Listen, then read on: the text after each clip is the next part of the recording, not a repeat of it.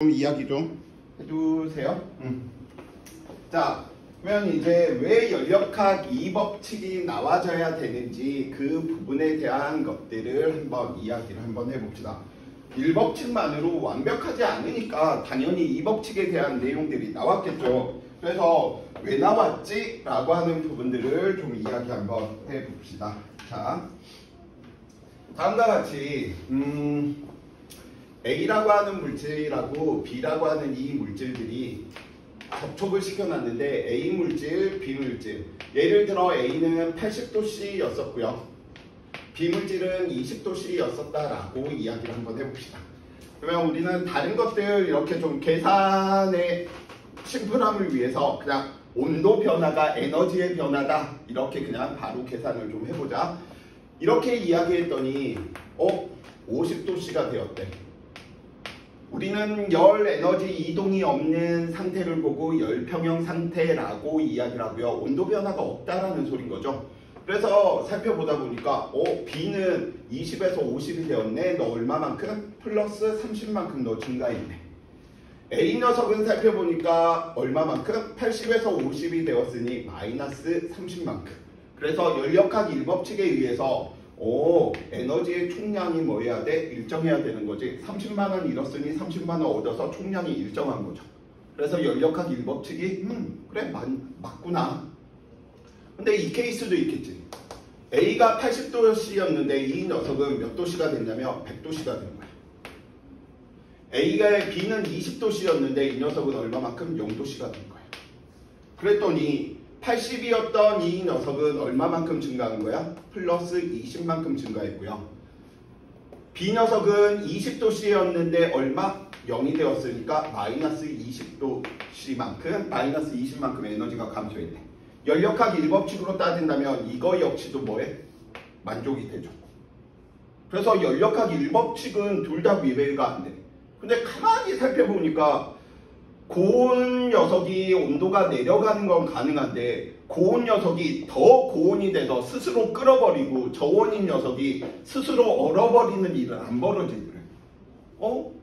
그럼 결국 우리는 뭐에 대한 내용? 다음과 같이 이 과정들은 일어나는데 이 과정은 안 일어난다라고 이야기를 하는 방향성에 대한 부분들이 언급을 해 주셔야 되겠죠. 그래서 그 방향성에 관련된 내용들을 언급한 법칙이 몇 법칙? 연력학 제2법칙이다. 그래서 연력학 제2법칙은 방향성이야. 항상 일어나는 방향들이 정해져 있다라는 거야. 그래서 그 방향성들을 결정짓다 보니까 두 가지 방향에 대한 내용들이 나오네요. A에서 B가 돼. B에서 A가 돼. 좀 더 이제 밥 먹을 때가 됐으니까 친구들의 식욕을 자극하기 위해서 또 똥 이야기로 해볼까? 자, 사과를 먹고 사과똥을 쌌어. 그래. 그런데 사과똥을 똥꼬에다가 집어쳐 넣었더니 이 구멍에서 사과가 나왔대. 우리는 이렇게 A에서 B, B에서 A 다 되는 과정을 보고 우리는 무슨 과정? 가역 과정. 현실에서는 일어나지 않는다라는 거죠. 달걀을 떨어뜨려서 깨뜨렸는데 깨진 달걀이 다시 원래의 달걀로 돌아갈 수 없겠죠. 현실에서는 일어나지 않는 과정이야. 그래서 가역 과정. A에서 B는 되는데 B에서 A로 일어나는 건 스스로 일어나지가 않더래. 그래서 우리는 그 과정을 보고 비가역 과정. 그래서 우리는 얘는 현실에서는 없는 과정이구나. 얘는 현실에서 일어나는 과정이구나. 그래서 이렇게 방향성을 이야기하다 보니까 연력학 2법칙은 누가 표현하느냐에 따라서 2법칙이 굉장히 다양하게 나타나. 그래서 연력학 2법칙은 이렇게 이야기할 수도 있어. 열은 고온에서 저온으로 뭐한다? 이동한다.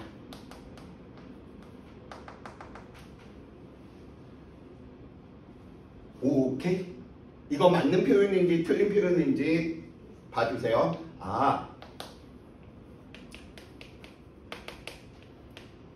열에너지가 큰 쪽에서 열에너지가 작은 쪽으로, 열에너지가 큰 쪽에서 열에너지가 작은 쪽으로 열은 이동한다. 맞아 틀려? 열량이 큰 쪽에서 열량이 작은 쪽으로, 열 에너지가 큰 곳에서 열 에너지가 작은 쪽으로 이동한다. OX. 틀리니까 이야기했겠죠? 틀린 표현이야. 왜냐면 열 에너지가 커지는 방법은 질량이 커지는 방법도 있거든. 온도가 작더라도 질량이 커지면 열 에너지가 큰 거잖아요. 그쵸? 그래서 얘는 열은 고온에서 저온으로 이동한다 라고 해야지 열 에너지가 큰 쪽에서 작은 쪽으로 이동한다. 이거 틀린 표현이야. 그래서 학교 내신이니까 네, 그 부분들 다시 한번 언급을 한 부분이고요. 또 이렇게도 이야기할 수가 있겠네. 이번에는 누굴 이용할 거냐면 엔트로피라고 하는 개념으로도 또 이야기할 수 있는 거죠. 저 엔트로피는 달리 표현하면 뭐야? 무질서 정도야. 그래서 항상 무질서도가 증가하려고 하는 쪽으로만 반응이 일어나더래. 그걸 보고 우리는 엔트로피 변화량이 항상 0보다 크다. 그래서 비가역 과정은 항상 엔트로피 변화가 0보다 커. 왜? 무질서도가 증가한 거거든. 근데 가역 과정은 엔트로피 변화가 0이야. 오케이? 그러니까 현실에서는 얘가 안 일어난다는 거야. 언제나 무질서도가 뭐 하는 쪽으로 증가하려고 하는 쪽으로 나타난다. 또 열역학 법칙을 다른 걸로 이야기하면 이렇게도 이야기해 놓을 수가 있겠네요. 어떻게? 열 기간에 효율이 100%인 기간에 만들 수 없다. 이것도 열역학 이 법칙이야. 쌤 저게 무슨 말입니까? 왜냐면 일이라고 하는 형태의 에너지와 열이라고 하는 형태의 에너지를 살펴보면 일에서 열로는 이게 100% 가능해. 근데 열에서 일로는 이게 100%가 가능해. 그렇기 때문에 효율이 100%가 될 수가 없어. 열기가는 결국 열 에너지를 가지고 일로 전환하는 거잖아. 열을 일로 100% 전환할 수 없다. 이것도 같은 표현이야. 그래서 열역학 이 법칙은 굉장히 다양하게 표현할 수 있어. 그래서 클라우시우스의 표현으로 표현하느냐 아니면 카르노식으로 표현하느냐 이거 다 달라. 예, 되시죠? 그럼 열과 일 중에서 누가 엔트로피가 더 큰 녀석이야? 에너지 중에 엔트로피가 가장 큰 녀석이 열 에너지야. 에너지가 이동 전환이 될 때는 엔트로피가 가장 큰 열 에너지가 늘 발생한다는 사실. 오케이? 자, 그래서 우리는 열기관을 이용하는 가장 대표적인 녀석으로 살펴보다 보니까 차에 있는 내연기관들, 즉 가솔린 기관과 디젤 기관이 그 대표적인 열기관에 대한 형태인 거죠. 보통 차의 열기가, 차의 효율이 20% 정도면 굉장히 좋은 거거든. 10만원어치 내가 기름을 이렇게 넣잖아. 그러면 그 중에 20%, 2만원 정도 달리면 굉장히 뭐한 거야? 효율 좋은 차야. 나머지는 다 뭘로 발산돼 버려? 열로 발산돼 버리는 거야. 그래서 아마 쌤이 알기로 전기차 빼놓고, 전기차는 쌤이 좀 부정적으로 쌤은 전기차에 대한 관점을 가지고 있어서 누가 나한테 전기차를 준다라고 하더라도 난 타고 싶지 않거든. 그거 어떻게 폭발할지 어떻게 알아? 그 다음에 역사가 너무 짧아. 내연기관의 역사는 거의 이제 200~300년 지나다 보니까 문제점들을 계속 보완하면서 발전을 해왔거든. 근데 전기차는 역사가 거의 1~20년밖에 안 되다 보니까 그 고쳐져야 되는 과정들을 아직 거치지 않았어. 쉽게 이야기해서 가고 있다가 터지면 어떡해? 그죠? 전기차의 배터리는 우리가 알고 있듯이 가장 효율이 좋은 리튬 배터리인데, 리튬은 우리가 통각 때 배우거나 아니면 화학 때 배우는 알칼리 금속이잖아. 산소와 만나면 급격하게, 물과 만나면 급격하게 반응을 하는 녀석이잖아. 터진다는 소린 거지. 폭탄을 달고 그냥 달리는 소리인 거야. 난 타고 싶지 않아. 또 오늘 집에 가서 엄마 차 폐기해 뭐 그런 소리 하지 마. 타고 있는 계시는 분들도 있지만 내 관점은, 내 개인적인 주관은. 자, 그래서 이러한 부분들 이제 이야기 되는 부분이고요. 그래서 열이 엔트로피가 가장 큰 에너지다. 이 말은 항상 열의 형태로 에너지가 발생할 수밖에 없다. 그럼 또 다른 표현으로 이야기하면 제2종 연구기간 나오면 존재할 수 없다. 그것도 다 연력학 법칙의 표현인 거야. 1종 존재할 수 없다. 연구기간 1법칙 표현. 그러면 제2종 연구기간이 이건 거죠. 바다에서 내가 바닷물에서 열에너지를 받아서 바닷물을 계속 얼고 나는 여기에 에너지를 가지고 운행하는 거야. 이런 일은 있을 수 없다라는 거죠. 왜? 열은 고온에서 저온으로 가는 거지. 얘가 저온이고 얘가 고온인데 이 흐름을 하기 위해서는 뭔가 다른 과정이 있어야 돼. 그래서 이런 일들이 자동적으로 벌어지지 않는다라고 이야기를 해 놓을 수 있겠고요.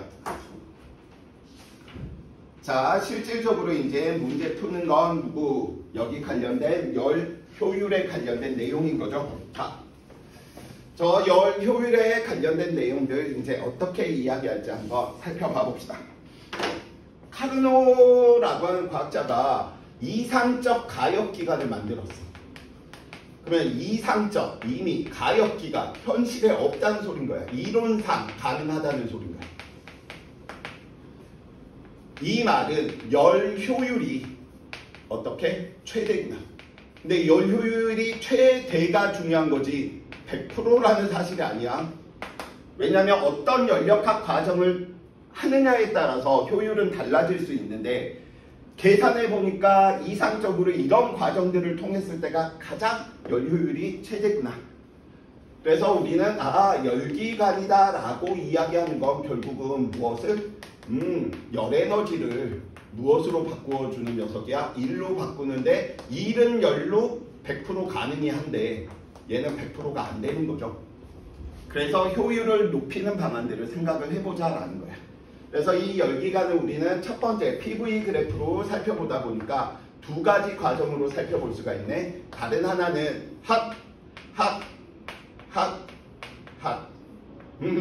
그래서 우리는 원래 상태로 한번 돌아올 때를 한 사이클, 한 순환 과정 이렇게 표현하고요. 이 녀석은 이렇게 이야기를 했다. 주순. 자, 1번과 2번 열기관이 될 수 있는 건 누구밖에 없어? 빨간색과 파란색.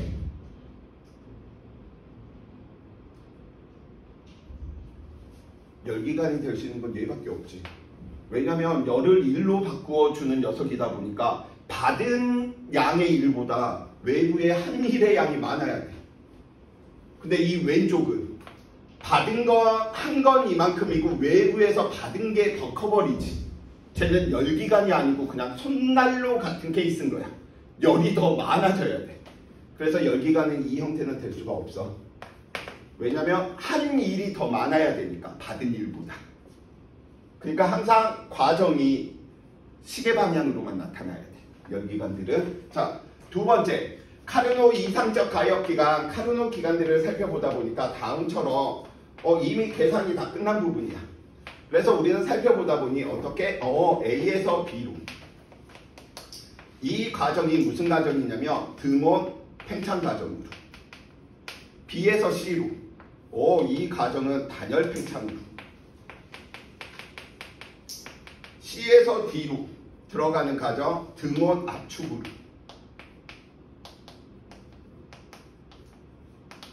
D에서 A로 우리는 단열 압축 과정으로. 이 연력학 과정으로 한 사이클을 돌렸을 때가 이게 외부의 한 일이 최종적으로 되겠죠.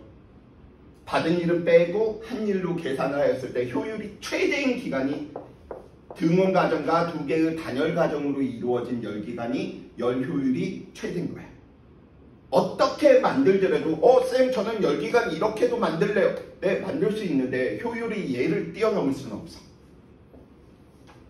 자, 그래서 우리는 저 부분들을 이야기하면 연력학 1법칙 당연히 적용을 시켜주셔야 되겠죠. 연력학 1법칙 이야기를 하다 보니까 이 열기관의 구조는 다음과 같이 고열원, 열 에너지가 들어오고 나가더라도 온도가 일정한 녀석을 보고 우리는 열원이다 라고 하는 거죠. 그래서 고열원에서 T1, 저열온의 온도를 우리는 T2. 그럼 당연히 T1이 T2보다 큰 거야. 그래서 연력학 2법칙에 의해서 고온에서 저온으로 뭐 하는 거야? 열 에너지들이 이동하겠죠.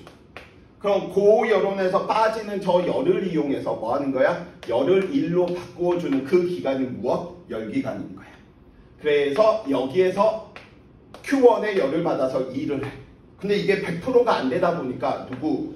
일부 일하고 나머지는 다 뭐 하는 거야? 방출하는 거야. 그래서 우리는 효율을 이야기할 때 얼마나 투입해서 얼마만큼의 일을 했냐. 그래서 열 효율이 고열온에서 들어온 열량분의 어떻게? 한 일의 양이죠. 그래서 우리는 에너지 보존 법칙에 의해서 Q1은 결국은 W 플러스 Q2구나. 그래서 우리는 다시 이야기하니까 얼마만큼? Q1 마이너스 Q2. 그래서 열 효율을 1 마이너스 고열온에서 열량, 저열온으로 빠져간 열량의 비로 이야기해 놓을 수 있는 부분인 거죠. 자, 그래서 우리는 이 부분들 이야기를 할 텐데, 자, 이 과정들 카르노 기간에 대한 내용들 살펴보다 보니까 Q는 델타 U 플러스 W 이야기 한번 해봅시다. 그래서 A에서 B 과정, B에서 C 과정, C에서 D 과정, D에서 A 과정. A에서 B 과정 등온 팽창이랍니다. 내부의 에너지 변화 0이죠. 외부의 합률 얼마? 플러스지. 그럼 얘는 열이 뭐 해야 돼? 들어와야 되겠구나. 등온 팽창 과정에서 뭐 하는 거야? 열이 들어오는 거야. 지금 Q1의 열이 지금 열기관으로 들어오고 있는 과정이 AB 과정인 거야. 근데 BC 과정은 단열 과정이니까 얘 0이네? 팽창했네? 그럼 온도는 떨어져야 되겠네. 얘는 열이 들어오고 나가진 않아. 단열 과정을 통해서 한 번 더 일을 할 수 있게끔 만드는 거야. 자, 세 번째 CD 과정 등온 압축이네요. 내부 에너지 변화는 없는데 압축되었으니까 일 받아놔야 되는데 온도가 그대로네. 발열 과정이네. 여기에 해당되는 녀석. 저열온으로 뭐 하는 거야? 방출하는 거야. 여기 이 과정에서. 그러니까 이게 들어온 열량이 지금 Q1이고 이게 Q2의 양인 거야. DA 과정 단열 압축인데 내부 에너지 증가 그만큼 일을 받아서. 그래서 얘는 효율을 계산하니까 효율이 이 녀석 얼마만큼? Q1분의 얼마? 한 일의 양은 얘와 얘를 더한 이 녀석의 면적이겠죠. 그래서 얼마? W만큼. 그러니까 무조건 단열 과정이 있어야지 에너지 출입 없이 뭔가 더 한 일을 늘릴 수 있겠지. 그러니까 단열 과정이 무조건 들어가 주셔야 돼. 자, 그래서 이 녀석인데 카르노 기간은 이 녀석들을 우리는 어떻게 1-Q1분의 Q2 여기에 있는 Q1분의 Q2 뿐만 아니라 누구까지 성립해? 1-T1분의 T2도 성립합니다. 단 어디에서만? 카르노 기간에서만. 카르노 기간이 아니고 이상적 가역 기간이 아니면 이게 성립을 안 해. 그래서 카르노 기간에서는 열량을 내가 못 찾겠어. 온도로 계산하면 돼. 근데 가역 기간이 아닐 때는 이걸로만 무조건 계산을 해줘야 된다. 자, 그래서 저 내용들 친구들이 이해를 해주시면 되는 부분이고요. 자, 그러면 이제 문제 보면서 한번 이야기할 텐데 이 뒤에는 한 번씩 읽어보면 될 테고요. 카르노 기간에 근접하게 만든 게 스털링 기간이다라고 해서 카르노 기간 효율에 최대에 접근시킨 게 현실 기간에서 스털링 기간이야. 그래서 어디에서 열이 들어오고 나가는지 살펴봅시다. A에서 B 등적인데 한 일은 0이지. 그쵸? 근데 온도가 증가했네. 열 뭐 해야 돼? 들어와야 돼. 그러니까 이때 들어오는 거야. 근데 우리 등온 팽창 과정 아까 살펴보면 알지만 열이 또 들어오잖아. 한 번 더 들어와. 이 과정에서. Q2가. 그 다음 CD 등적 냉작 과정에서 얘는 열이 나가. Q3가. 그 다음 누구? 등온 압축 과정에서 또 나가. 그럼 봐봐. 카르노 기간은 열 들어오고 나가는 게 한 개 한 개씩인데 얘는 두 번 들어오고 두 번 나갔어. 효율이 당연히 카드노보다는 낮을 수밖에 없겠지. 왜냐면 여기 에너지가 이동하는 과정이 많으면 많을수록 뭐 하는 거야? 효율이 안 좋아져. 이해됩니까? 자, 마지막 오늘의 문제 하나만 이제 풀어보고 마무리 짓도록 하겠습니다. 자, 대표적인 문제인 거죠.